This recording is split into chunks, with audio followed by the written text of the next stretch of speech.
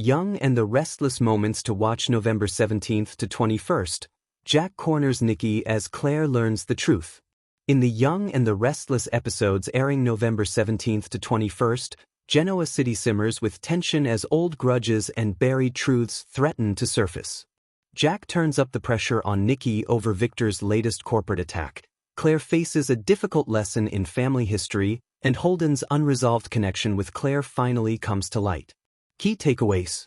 Jack demands answers from Nikki about Victor's ruthless AI scheme. Claire learns the truth about Matt Clark's dark history with the Newmans. Holden and Claire revisit their Los Angeles past and clear the air. Jack's interrogation.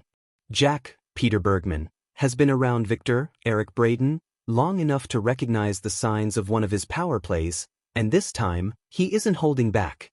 After learning about Victor's AI being used against Kane's, Billy Flynn, company, Jack corners Nikki, Melody Thomas Scott, to find out exactly what she knew and when she knew it. Jack's anger isn't only about business. He's frustrated that Nikki, whom he's trusted and respected for years, may have turned a blind eye while Victor launched an attack that could destroy multiple lives. Nikki is torn between loyalty to her husband and guilt over her silence. Her composed exterior may be cracking under Jack's pointed questions, and their tense confrontation could expose more than either of them intended. Claire's history lesson. Meanwhile, Nikki tries to refocus her attention on family, spending time with Claire, Haley Aaron. It seems like Claire might press for details about Matt Clark's, Roger Howarth, past with the Newmans. The history lesson could quickly become a painful confession if Nikki walks her granddaughter through one of the darkest chapters of the Newman family's story, Matt's manipulation, violence, and his obsessive vendetta against both Nick and Sharon. For Claire, hearing the full truth about the man who's re-emerged in her life under a new name may change everything. She's been searching for stability and identity, but learning that her family's past is soaked in betrayal and revenge leaves her reeling. Holden and Claire's reckoning. Elsewhere, Claire and Holden, Nathan Owens, meet to finally address the tension lingering from their one-night stand in Los Angeles. What began as a moment of connection now feels like a shadow over both their lives, especially with secrets unraveling around them. Holden gave Claire an implausible story about his past with Audra, Zuleika Silver. Claire struggles to make sense of her feelings amid the chaos her family has brought into her world. Their conversation brings both closure and complication. Clearing the air may not erase everything, but it might set the stage for something neither of them expected.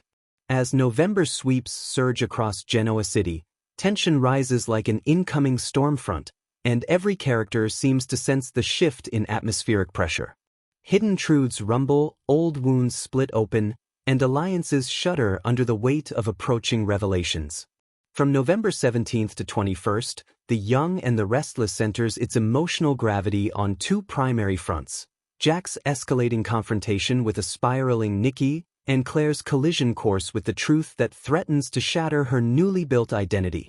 The week takes on the mood of a psychological chess match, a slow-burn thriller, and a family tragedy all at once. And no matter where your loyalties lie, you can feel something seismic on the horizon. Part 1. Jack corners Nikki, a friendship on the edge of collapse. Jack Abbott has intervened in Nikki Newman's life more times than he can count, sometimes as friend, sometimes as savior, sometimes as boundary-overstepping busybody. But this week pushes their bond into an entirely new emotional territory.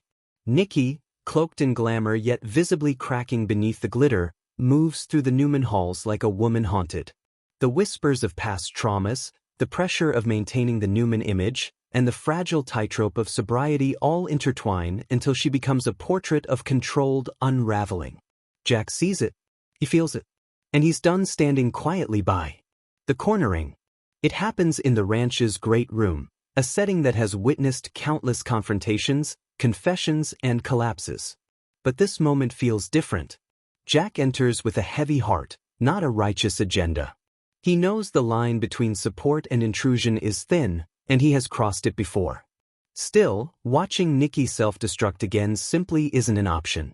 Nikki tries to play it cool, sheathing herself in poise. "Jack, I don't need a babysitter. I'm just tired." But Jack is no longer listening to excuses, he's listening to the tremor in her voice, the faint scent of fear and something darker hanging around her.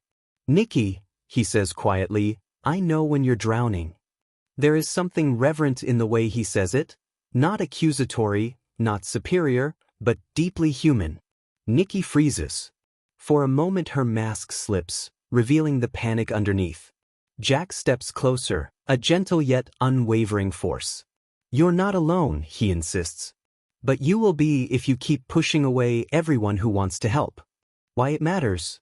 This confrontation isn't just about sobriety. It's about Nikki's internal war with vulnerability.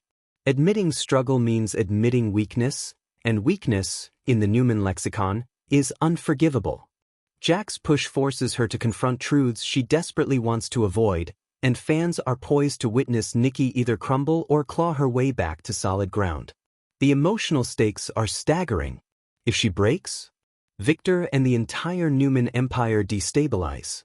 If she fights, it could be the turning point of her storyline for the next year. If she rejects Jack's help, their decades-old bond could suffer a fracture it won't recover from. One thing is certain, this moment marks a shift in their relationship, and the fallout could reshape Genoa City's fragile equilibrium. Part 2. Claire learns the truth, and the world she built begins to crumble. Meanwhile, Claire Grace steps into a revelation arc so emotionally dense, viewers may need to brace themselves. She came into the Newman orbit already carrying shadows, echoes of a past no one fully understood. But this week, the shadows sharpen, forming a story she can no longer ignore. Claire has tried so desperately to redefine herself, to be trustworthy, to be stable, to rebuild from the rubble of manipulation and trauma. But the truth? It has been stalking her since the day she set foot in Genoa City. Now it catches up. The unraveling begins. Claire overhears something she isn't meant to, perhaps a slip of the tongue by Victor, perhaps a hushed warning from Victoria, perhaps an unrelated conversation that cracks open old memories like a crowbar to a locked chest. Whatever the trigger, the effect is devastating. Suddenly, the pieces realign. The strange looks, the evasive answers, the tension whenever she enters a room. She realizes, they know something about me. Something I don't know about myself. Claire's breath catches.